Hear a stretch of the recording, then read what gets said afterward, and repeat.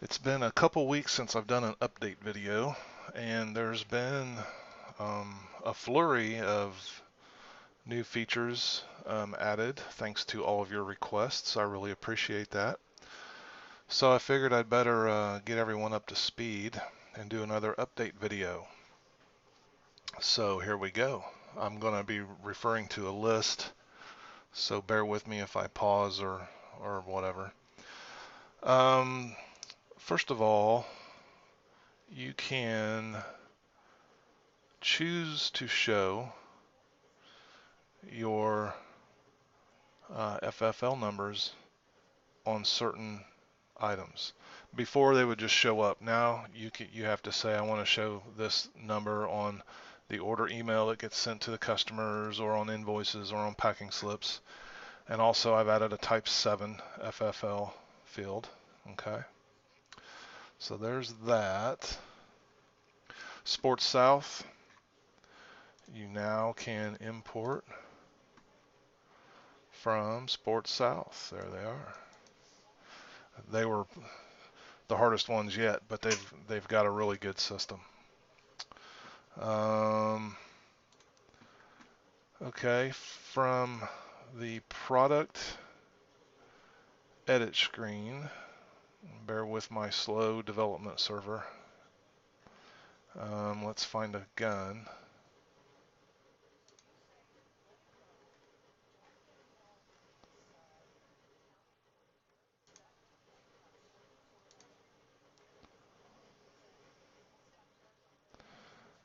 Okay, so let's say you ordered some of these into your store and you want to put them in your logbook. Well, you got a new button right here. I should back up. Part of this was the suppliers. You now have a place to put your supplier's FFL number. Okay, and when you do that, when you go and do an acquisition, it'll stick that in there for you.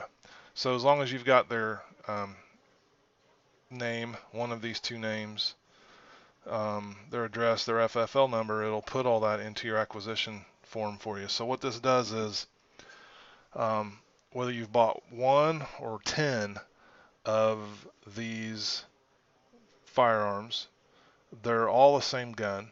The only difference is their serial number, right? But you have to enter one entry for each gun in your logbook. The only difference is the serial number. So if we come over here and let's see, who is this Amchar? I don't think I've got them set up. Let's find one from Lipsy's. I know I've got some guns from Lipsy's, and I've got their supplier records set up. Oh, nope, I don't have any. Darn it. Well, let's go over here to Amchar. I don't know how to pronounce that. 1, 2, 3, some street, Sumsville, South Carolina. FFL number, AMCHAR. I know this isn't a proper FFL number, but these are how I test. And I know if I did it right because it shows up and in a way that I can remember. So now that we have Amchar, however you pronounce its information, we can find a gun that we're buying from them. And let's say we bought 5 of them to put in our store. And we got to put them in our logbook. So we hit acquisition, and it fills out the manufacturer. As long as this stuff is filled out from your import, it will throw it in there. Anything missing, you can add. So if your import, if Amchar didn't have the manufacturer, you could type it in there. Let's say we got them yesterday. We do have to tell them that they're revolvers, new or used. That's optional, but you can change it. Notice it put the information that we just put into the supplier field, or the supplier record, into here. Now, here's where the magic happens. We have to put in the serial numbers, and we bought 5 of them, so let's just do 1, 2, 3, 4, 5, 1 per line.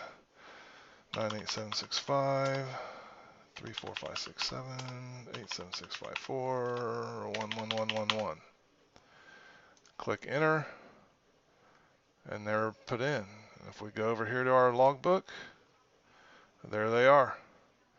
All 5 of them, all from the same distributor, the same manufacturer. It's the exact same gun. The only difference is the serial numbers, and there's the serial numbers that we just put in. Okay, so that's how you do that.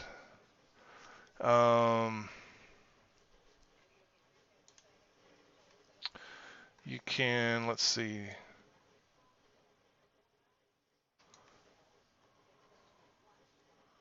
newsletter footer link. I think that's an option now.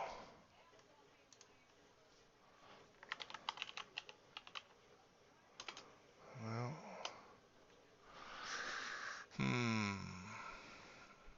oh, I know. I got to turn it on. Maybe. Let me pause this. I'll be right back. Here we go. In it took me a minute to find it. Store info, site settings. You can come down here to miscellaneous, and it says to show the newsletter link. So if you check that and save, come over here to your home page, and now you'll see a newsletter link. If they click it, that little subscribe to our newsletter pops up. If they've checked don't show this again, they'll never see it again. And then if they decide, you know what, I want to sign up for that, how do I do that? Well, if they're a registered user and they're logged in, they can go up here to My Info and check that, okay, and that'll put them on the list. But if they're not, or even if they are, it doesn't matter. If you check that box, it'll put a link on the footer, and then they can sign up anytime they want. Okay. Now we've got, I might cover this in more detail in another video, but I've added some email settings. In case your email is getting flagged as spam to your customers or whatever, this might help. The default, as it's always been, using the server mail, it comes from noreply@yourdomain.com, and that may or may not work out fine for you. If you get reports from your customers or whatever that they're not getting their email, or it's always going in their spam box, you can tell your store to use an email account that you own somewhere, anywhere, as long as you can send mail to it. You set this up like almost any standard email client. You put in the server's outgoing mail address and port. Typically, if it's SSL, it'll be 465, and TLS, I believe, is 587. Some places like Comcast say to use SSL, but to use 587, that absolutely will not work. You got to use TLS and 587. Just got to have to play around with that. Maybe do some Google searches. Your username or email address that you log into your outgoing mail with, your password, the from address. This is pretty important. This will also be the reply to address if you don't fill out an address here. Your from address should probably be the same domain as your email account. It should really be the email account that you're sending from. But you can put whatever you want there. Just be advised that may or may not help with spam filters. Mailgun is a little too intense for this short video. You can go to Mailgun's website. If you click on here, you'll get more information. I switched all of the email for MyFFLcart.com over to Mailgun. Some of my emails were being flagged as spam. A lot of the registration. Thank you for registering for the store. Emails for the service. Emails were not getting through to people. They were going to their spam and they weren't looking there or whatever. So I signed up with Mailgun, and I'm sending all mail from my MyFFLcart.com domain through it. I think it's helped. It's not real hard to get set up. Well, it's harder than the other two. Than these. This is easy. You don't do nothing. Just check the box, done. This, you got to know your email server's information. Mailgun's a little more, I won't say hard. There's more steps, and you'll have to send me some information that they give you, and I can set it up on the server. But it may be well worth it. And if you sign up with Mailgun, it's free for up to 10,000 emails a month, and you can use them to mass email, your newsletter list or your customers or whatever, and it won't go against your email's reputation. If you get flagged as a spammer, it's harder than hell to get off that list. It's almost like getting off the no-fly list. So be advised that sending a lot of mail from the same address that you're using often for general commerce or general, emailing is not a good idea. So Mailgun might be something you might want to look into. It's a great service, and once you get it set up and you get your API key, it's a no-brainer.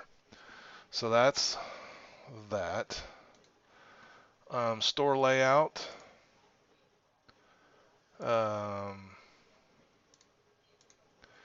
You can now choose between a light and dark header on your home page. So right now I've got a dark site header and a light page header. If I change those around to a light site header and a dark page header, you'll see the difference. See there's the page header. It's now dark. The site header is light, and the menu changes with the site header. Some people were having trouble with their logos not looking good on the dark background, so now you can put your logo on a light background, and hopefully that will take care of that. As you noticed from the earlier, we are now supporting importing from, I don't know how you pronounce it, Amchar. That was a request. It was pretty easy to set up, but they have a very limited data set. I would say less impressive than even Davidson's in the fact that they don't even have images that I can get. But you asked, and it was possible to do it, so I did it. Shipping.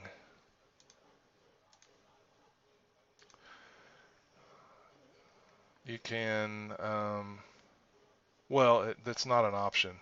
Customers can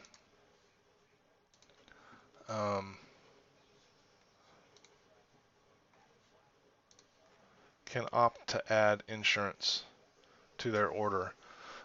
Insurance through EasyPost is 1% of the declared value. The declared value is the subtotal before any discounts, and it's no cost to you because you're passing that cost onto your customer. It gets added to their cart at checkout. You can certainly add insurance to any package when you're fulfilling, but if the customer didn't choose it, you're paying for it out of your pocket. And you can track that at EasyPost's website. If you haven't logged in to EasyPost and check it out, it's really cool because they'll track all of your shipments no matter what provider you used. USPS, UPS, FedEx, all of your shipments are located in one central place at EasyPost, and then all of the insurance that you've purchased is in a separate location at EasyPost. It's all grouped together, so it's really good. Behind the scenes, I haven't turned this on for everybody because I'm still testing it, but if you're doing Xander's drop shipping, I wrote a little script that runs every hour behind the scenes that goes out and checks at Xander's if you've got any open purchase orders. to see if they've been shipped, and if they have, it should email you and then update your purchase order with the tracking number and ship it to or flip it to shipped. I think I've turned it off on everybody but one, because I don't think anyone else is using that. But just so you know, once we get those bugs worked out, that'll be turned on, and then hopefully your Xander's dropship orders, and even the I really shouldn't call it dropship orders. It's any order you place through Xander's through your website, electronic ordering. Once they've shipped it and assigned a tracking number to it, your store should automatically grab that, update your purchase order with the tracking number, and mark it as shipped. So you don't have to worry about doing that manually. That's, like I said, that's not turned on for everyone right now, but it will be soon. I had forgotten that there was a user level for Office, and it did nothing. It was basically a customer. I removed it. I think it was one of those, I think might want to do this in the future kind of things, and then totally forgot about it.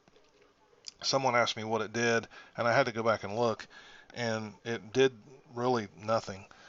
So I took it out to avoid confusion. No one that I know of is using an Office level user. I don't really know what sorts of things you all would like to restrict an Office level user from doing. So if you've got some ideas, send them to me, and I'll think about getting that put back in with certain restrictions. It's just that the things that you wouldn't want an Office level user to do, someone else might want to, so it gets real complicated and real hairy. So for now, you just got two types of users: customers, who can just basically log in and buy stuff and check their information, and admins, who can do everything. And honestly, I think that's how most people have got their store set up right now anyway. So there we go. Let's see. I did add a new shipping option. Minimum or free after. You set a minimum out here, and if the customer's order exceeds that subtotal before, or the subtotal after discounts, but not including, I don't think it includes tax and shipping, just the subtotal. Obviously it wouldn't include shipping. That would be kind of silly. Tax I don't think is included, just the subtotal. So in this case, if I was to place an order and it exceeded $500, the shipping would automatically be free. So that's that. A lot of bugs, minor bug fixes. Everybody's been sending in the reports, and I love it. Thank you very much. It's really been helpful. I think we're almost ready to move out of beta. Some things like Xander's dropship might still be considered beta, but the site, the system in and of itself, I believe is non-beta worthy. I think we could probably consider it not being beta. I'll probably wait till for the 1st of April. I don't know if I want to do it on April Fool's Day. Maybe April 2nd. We'll take it out of beta. But I really do appreciate all your help and all of your input into everything. It's really making it a great system. I was looking over my notes. I feel like there should be more things that are new, but apparently not. Oh yeah, I knew there was more stuff. A new filter, price range. So now your customers can filter to price ranges. These are just some pretty standard ranges. I don't want to let people enter their own because they'll put non-numeric characters and everything else. Plus, you can't really copy and paste a URL if you use a form over here. I mean, there are ways to do it, but this is better. The search engines can spider all these links. They wouldn't be able to spider a form. Spider is a tech term for look at all your pages. So, and they follow links to do that. So that's why I make all these things links, more exposure to search engines. So there's another one. I knew there was more stuff, and I'm still looking.